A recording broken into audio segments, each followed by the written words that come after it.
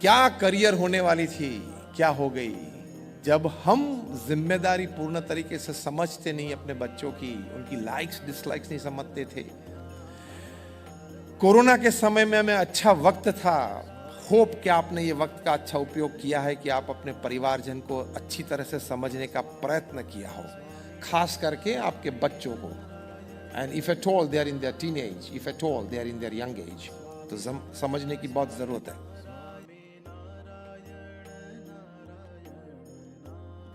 Time, care and responsibility. Responsibility में बड़ी बात है। वहां मुंबई में एक लड़का अजीत नावर 10th बोर्ड में टॉप 10 में, 12th बोर्ड में टॉप 10 में, मतलब कितना तेजस्वी होगा।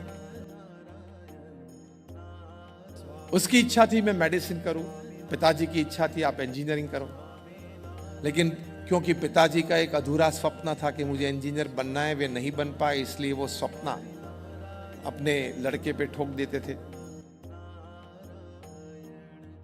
अजीत नाबर की इच्छा थी मुझे डॉक्टर बनना है, पिताजी की इच्छा थी और आग्रह था कि आपको इंजीनियर बनना है। चलो ठीक है, ओपन एग्जाम दी, उसमें भी टॉप रैंक पे आया। He got admission at IIT Powai, that is IIT Mumbai, बहुत prestigious number 1 engineering college of the country. लेकिन इच्छा नहीं थी, मन नहीं था इंजीनियरिंग में। प्रथम सेमेस्टर में 4 सब्जेक्ट में फेल, सेकंड सेमेस्टर में फेल, पूरा साल बिगड़ा। तीसरे सेमेस्टर में जब वे ऐसे ही लॉबी में बैठे थे अपने मित्रों के साथ, कुछ क्लास में तो जाते नहीं थे, वहाँ से प्रोफेसर मैकेनिक्स के निकले और अजीत की जरा हंसी मजाक की कि अजीत पता है ना 15 दिन के बाद हमारी फाइनल एग्जाम है और आप इंटरनल एग्जाम्स में तो अपियर भी नहीं हुए थे और आपको 0 मार्क्स है, तो एक्सटर्नल एग्जाम से पास होने के लिए आपको इतने मार्क्स तो चाहिए। अजीत ने कुछ बोला नहीं, ऐसे देखते रहे। तो प्रोफेसर ने ज्यादा हंसी उड़ाई कि मुझे पता है कि आप तो मेरे एक्सटर्नल पेपर में 10 मार्क भी नहीं ले पाओगे। और अजीत के अंदर जो उसकी शक्ति थी वो इस शब्द से खिल उठी। अजीत ने अपने प्रोफेसर को कहा कि sir, what is your record in your subject. उस प्रोफेसर ने कहा इट्स 64 आउट ऑफ 70।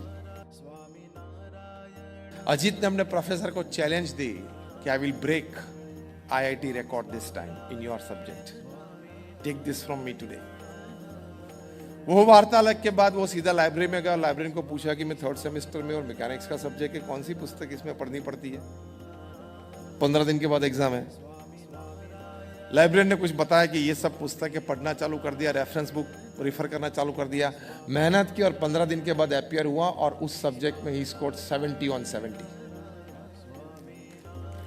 बाकी के सब पेपर में फिर फेल। वो एक चैलेंज उठा ली थी उसने, उसका मन नहीं था।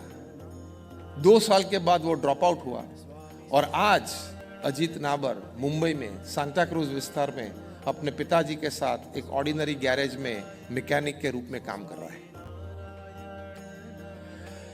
क्या करियर होने वाली थी, क्या हो गई। जब हम जिम्मेदारी पूर्ण तरीके से समझते नहीं अपने बच्चों की, उनकी लाइक्स डिसलाइक्स नहीं समझते थे। कोरोना के समय में हमें अच्छा वक्त था।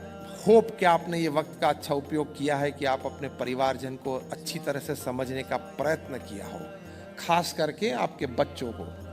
And if at all they are in their teenage, if at all they are in their young age, तो समझने की बहुत जरूरत है।